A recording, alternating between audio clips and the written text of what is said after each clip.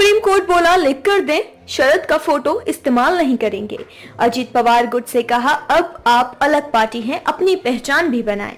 Supreme court ने गुरुवार 14 मार्च को महाराष्ट्र सरकार में डिप्टी सीएम अजित पवार गुट को फटकार लगाई। कोर्ट शरद पवार गुट की ओर से दाखिल याचिका पर सुनवाई कर रहा था, जिसमें कहा गया है कि अजित गुट राजनीतिक फायदे के लिए उनके नाम और तस्वीरों का इस्तेमाल कर रहा है।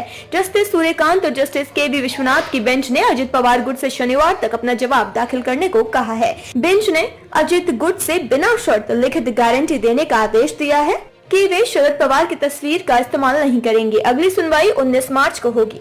कोर्ट ने पूछा आप प्रमोशन के लिए उनकी फोटो का इस्तेमाल क्यों करते हैं। सुनवाई के दौरान कोर्ट ने कहा अब आप एक अलग पार्टी हैं, आपने शरद पवार के साथ नहीं रहने का फैसला किया है, तो आप प्रचार के लिए उनकी फोटो इस्तेमाल क्यों करते हैं। अब आप अपनी पहचान भी बनाएं।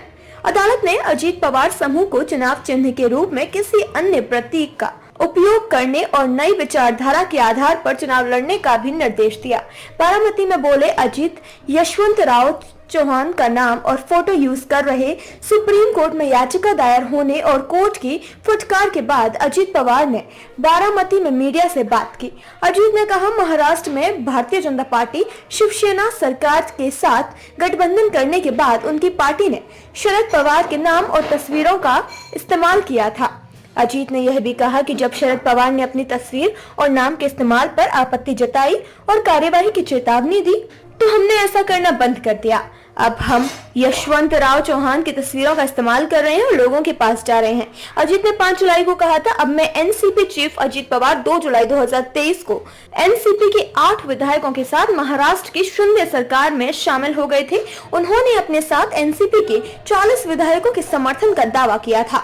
गठबंधन सरकार में अजीत को डिप्टी सीएम बनाया गया है।